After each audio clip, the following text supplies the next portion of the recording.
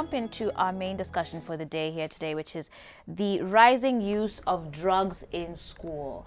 Now, over the recent years, we've been having very many cases of students smuggling drugs and alcohol into high schools. Teachers claim that the students packed the drugs in toothpaste tubes, bar soaps, and even cereal boxes. And I was just hearing, just before we came on, even putting alcohol in bleach bottles, or bottles that used to carry bleach. Oh, wow. And so is this, and even in morning cereals, like stuffing weed in morning cereals. Yes. And so obviously this is a humongous issue. And for me, the first question is, how did we get here? That drugs has become that big of an issue among our youth. What would you say, Sheila? I think you can't quite answer that question at a go because it's something that took place over time. And it's sad that we've actually gotten there. I mean, to put alcohol in bleach, that's quite dangerous. Yeah. And not a only... lot of them actually are now getting poisoned. Yes, exactly. exactly. They didn't wash out the bottles properly. Yeah, they just poured out the content and poured in the alcohol. And, I think times have changed because if you're getting alcohol in bleach bottles, it's very easy to stuff them in tissue papers and the basic things that teachers don't really bother checking. And it's quite sad because it's something that started a really long time ago, but now the technology, if I can call it that, has gotten better. All right. Yeah. So Alfred, Sheila says this started a while ago. Yeah. Where can we point the root to this? Who is to blame for this moral degradation that we're seeing? I think this is a very good question because there are many places I would say. Number one, the media and technology has helped so much to help young people see that drugs are not an issue anymore. In our country, we have seen people who have become so rich and they have been rumored to have dealt with drugs before. The music the young people listen to glamorize drugs. We have had songs like I'm a Ganja Farmer. We have had songs that talk about drugs. And it seems those guys who are celebrities have also made it through selling drugs. So our young people have come to a point where they're asking themselves, why are you pushing us so hard to keep on working very hard to study when we know a shorter way to becoming? Last year there was a survey that was done in schools and they said that over 70% of young people would take any shortcut to become rich. Wow. Though they're in uniform, though they're in school for 3 months, really their hearts are not in school. That's why schools have become now the biggest consumers of drugs, if I must say. Yeah. And I've been to many schools where I've had cases of a principal telling me, you know what, we have been trying to fight the menace. But then some young people have even come out very bold and told the principal, you better take care of your job because, we're also in business. This thing is beyond us, yes. Wow. And that shocked me. Actually, I was in one of the national schools and the principal told me, you know what, we have been trying to fight this, but they tell me, they even write, on those, what do you call those? Suggestion box. They say, principal, take care of your job. In Kazi, we are here. And therefore, why they fight to smuggle in drugs is because they know there's a market in schools. Yeah. There are young people who cannot do without drugs. I've met some guys who have told me, if you take it from me, I will not survive. So yeah.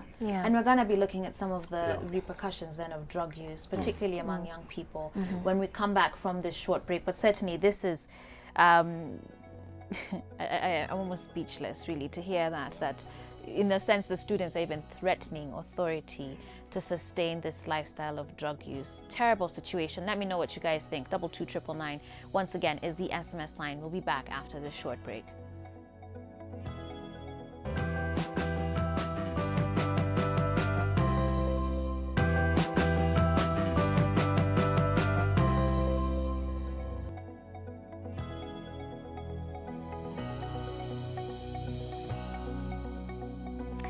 All right, guys, welcome back to Full Circle with Joyce. Maze, this is such a heavy topic. And just hearing about the sort of rot that has happened with our future generation of leaders, Yeah. politicians, potential doctors, psychologists, authors, name it. And we were just continuing the discussion over the break, and I was just really shocked, Alfred, at the way you were saying that these students are even standing up to authority to say, don't tell me what to do, you chunga your job. Like, how, like, where do you get that sort of like nerve to do that? And it, to me, it points that something is so broken in our society. And I really want you to address that, Sheila. I don't know if there's any sort I'm going to do my own psychoanalysis, but like, you know, when you hear a statement like that, to me that speaks of a very broken child, right? Yeah, Because it's true. how is it that you're a teen, like you don't know what life is, you've not even tasted the fullness of it. How is it that you can sort of stand up to someone that is trying to help you and say stuff like that? What is broken there? Wow, you know, there's this Kenyan thing we say, we took our ground any different. And by the time you're coming to me to tell me, hey, you guys chunga your job, it's sad really, because like you said, you've not experienced life. Someone is trying, or someone like you is an influencer, you go and tell people drugs is bad, someone will stand up to you and say, what are you telling me? You don't know what it has brought me. Right. So that brokenness is quite sad, and sometimes it comes from the homes that these guys are coming from, because you don't know the situation at home. They're probably even just trying to better their lives. So you telling them that this thing is bad, they really do not understand. So then is it also then a question about who is talking to these students? Because there's a question then that is raised about, so the teachers in these schools, maybe many of them, especially like the headmistresses particularly, or headmasters, Especially, will be yes. people, you know, of an older, An completely older. different generation. Yeah. Is there then something to be said that already creates such a disconnect that the students feel that they cannot relate with them? And especially if a child is coming from a home with just a broken family, and then they're coming to school and they again maybe cannot relate to this person, and maybe because of that age difference you almost view them as your parents, so it's almost like a rebellion that continues in school. Is there anything to that about the age gap that persists? Well, even before we address the age gap, I want to say that one of the reasons why this thing is increasing, if you look at our society today, look at those who have made it. If you talk to young people, as I do, I talk to young people a lot in this country, and I ask them, why are we engaging in this? And they tell me straight. These days they don't even lie. They tell you, you know what? You guys are just telling us to keep on working hard, you know, get a degree. Yet we see guys with degrees stomaching. We see guys who have good purpose, having no good life. But then we know guys who have dealt with drugs, who are living a glamorous life. They are flashy lives. They're driving the best cars. And I remember a case, I don't want to mention a school I was in last week, to speak to the girls before they went home. And I told them a number of things to avoid. One of them is drugs. I told them, you know, you need to be very careful on social media. You need to be very careful on drugs. And when I got there, when I finished, one of the girls came to me, told me, sir, I want to correct you. I think yes. Wow. You know, those were our words. In her word? She told me, the world has changed. The world you lived in is not the world we live in today. This is a free world. You don't tell me which drugs not to take. You don't tell me which friends to have. I can have any friends, whether it's a girl or a boy. It's my choice. Then she told me with the drugs, everyone is taking it. There's no. She told me, I do drugs, but I'm doing well in class. But when I did a background check after the meeting with the guidance and counseling teacher, I learned that she comes from a troubled family. So to answer your question, part of this brokenness is from the family. Families are broken. When we take our kids out there for recreation, or we go to the malls, you have seen it. You have seen parents taking their drinks as the kids take their soda, but they are observing.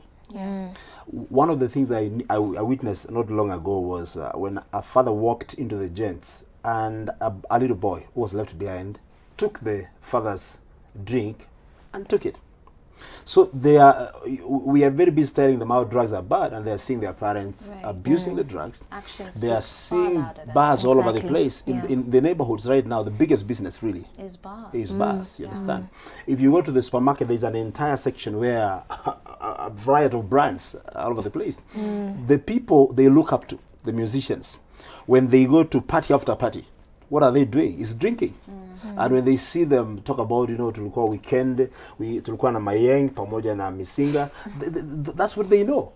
So before we really come to blame, it's almost like them, we're advertising that life. Exactly. actually, You're making talking about advertisement. Yes. You see the biggest advertisements on our roads.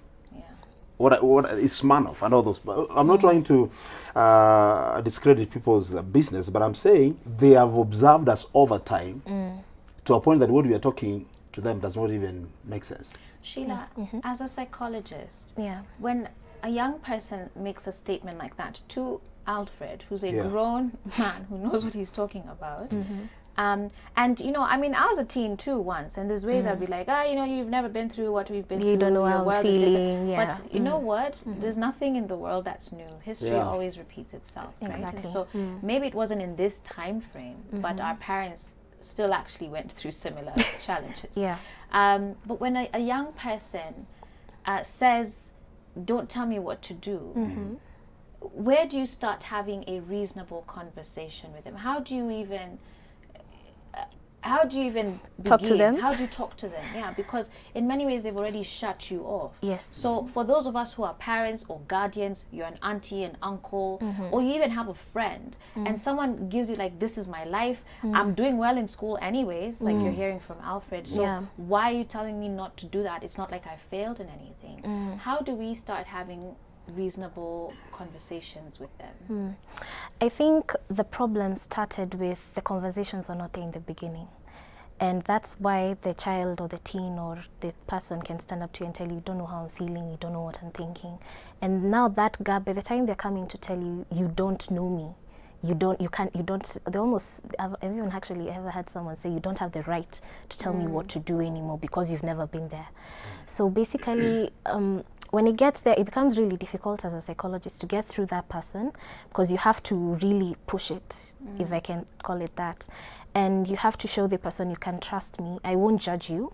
And by the time that person is making such a remark, at the back of your mind, this teen is probably just wanting to shut you off, tell you something that will offend you so that you can just go away, wacha kuwasumbua. And then when they make also such a statement, they don't want you to see them. They want you to see a side of them that is not really them. Right. So they'll come off as rude, they'll come off as offensive. You'll be offended because you can't talk back at an adult. In fact, you hearing that, I know you didn't feel comfortable. It's just that now you don't want to reciprocate, and then it becomes an exchange of words. But now breaking to that teen or that child, because nowadays there's actually a statistic that was done by NACADA last year. It says children as young as about 4 years have already experimented with drugs. Like now that example he's given, the father or the parent is going to whatever, mtoto anakunywa or anasnikisha. And then if you starting drugs at that early age, by the time you're getting to 10 years old, you see yourself as an equal with the adult. And now you have that guts to tell them, you don't know what you're saying. I'll say something, Joyce. A is a good place to start. Number one, as a mentor of young people, I've done this for about 19 years now. I've learned that unconditional love is key. These guys don't need correction before connection. If parents can seek to connect. The other day I was talking to some people and they were challenging me when they SMS me and they say, Sasa. Then I also say X, yes. Saksa. So one of the guys, one of my friends, really condemned me and said, you should not entertain that. I said, no, that's not where to start. Once you appear offensive, if they go there offensive and you also become, then the conversation is cut. Yeah. What I did with the girl at the school where I was, I actually showed her a lot of love, and I didn't even feel like, for me, I love these kids in a way that they don't offend me anymore. So what I did, I engaged her afterwards. I said, let's talk. I took her deeper, just talking to a point where she opened her eyes and like, but I'd never thought about it that way. So parents don't need to fight back. When these kids behave that way, where we lose them is when we hit. Say, you are full, I can't pay school fees, but they need someone who can connect with them. Someone who can be able to, who can feel them, who can understand their language. And that's why the question of age comes in. It's true. Some of the people who are teaching these kids right now are of that other dispensation. That Which there's- did there's- not express love in that way. Yeah. Which was not even Never. told I love you, Yeah. which was not even told that you're special. But these kids, some of them, what they're looking for is affirmation, which they never receive from their parents. Exactly. Why they do what they do, they want to be heroes. They want to do some things. Like now we'll talk about the effect of drugs, which leads to even to indiscipline and even banning our schools. They want to do something heroic, so others say, yeah. What about if all of us as parents took it up upon ourselves and began telling them, you know what? You are a special child. Even whether you do nothing, you are very special. Yeah. So that they feel a point of connection. When you connect with the young people, correcting them is very easy. But when you seek to correct all the time, you are correcting, but they don't see the connection, they can become very, very rebellious. Yeah, wow, there's so many good points there. And actually, one of them ties nicely to a question that I'd wanted to ask. But just to reiterate here, then as much as these kids are not living their lives in the right way, in a sense, we almost can't blame them. Yeah, because that's true. parents have been so absent. They've not shown affection. And of course, there's that huge, I think my generation, maybe hopefully will be a bit better at trying to do this connection thing, because even the way we relate with one another is very expressive, right? Yeah. Like we're not afraid to tell each other I love you, we're not afraid to hold hands, we're not afraid to give each other hugs, but there's certainly that generational thing where if your parent never received that from their parents, it's going to be very hard for them to project it onto you, Yeah. right? And so it's almost like we can't even blame these kids as much as Yes. they're doing all these things. That's the You almost point. can't blame the kids. It's the parents. And even these teachers, now I'm even feeling wishy for the teachers, because It we're becomes asking them to hard be for both them teachers and parents. and Yes, it's very yes, hard, yes. yes. Which is why being a teacher is such a humongous calling. Like, and I hope people who go into It- teaching, it- like it you really go in is. with your whole heart, because Yes. it's such an honorable career. But there was something that Sheila had mentioned about trust. Yes. And how, you know, even when you're trying to talk to them, it's because these kids don't trust you. Then you said it's not about correction, it's about connection. Connection. Powerful statement. Yes. And it leads me to ask then, at what point does one discipline a child, right? Should that have started a lot earlier, so that we're now, it almost sounds like the solution to correction is to first connect. But you wouldn't have had to correct if you had connected and disciplined in the first place. Yeah. So where does disciplining fit in all of this? Because, you know, we don't have corporal punishment in schools. Even parents nowadays, ukichapa mtoto unaweza pelekwa kotini, Yeah, sijui, you know? And So unaweza where fungiwa. does that fit in? Because that is still a key role of parenthood. I think before we address where does that fit in, we should ask ourselves, what discipline are we giving? Because like you said, we can't do corporal punishment, we can't do beatings. And something that I've seen work is when you're disciplining a child, explain why. So that they understand, nimefanywa hivi sababu ya makosa hii. And that way, maybe with time, it becomes easier for them to trust you. Sure. So that now by the time they're That getting you're not to... being malicious You're or not being angry malicious, towards or you're not, you know, you can have all your frustrations and decide to take it out on the child. And now when you explain why they're being disciplined, maybe when they have a challenge, they'll be able to say, hey, mom and dad, this and this is going on. Yeah. And you'll find probably, hopefully, in the coming times, they'll come and tell you, this so-and-so told me that I should try this. And I Sure. tried it and I felt like this, but mistaki kujaribu tena. And now that's opening up another avenue to talk about maybe drugs and now talking about life in general. Though All right. I want Very to say, briefly as we wrap up. yeah, I want to say that it depends on the age. There's an age that can really happen when they are before 12. That is very possible. When they get to 13, they become very secretive, Joyce. They don't want to talk about what they are experiencing. And statistics show that most of drug abuse begins from the age of 13 to around 16. That's when they begin to experience. And that's the time they want to be very withdrawn. They don't want you to see what they're watching online. They don't want you to know who their friends are. You have to really dig to get to know who their friends are. Yeah. And like when they're young, they'll tell you, Mom, my friend did this. I have a friend called this. When they go to high school, they don't have those friends. And then apparently, as we wrap up, Joyce, Yeah. in school, where this thing is sold, the peer pressure is too much. If you don't join the gang, you are the bad one. And sometimes you live under fear. Some of the good ones will tell you they are quite afraid about even reporting. You know. Yeah, this is such a heavy discussion. Let me just read some final comments here as we get ready to wrap it up.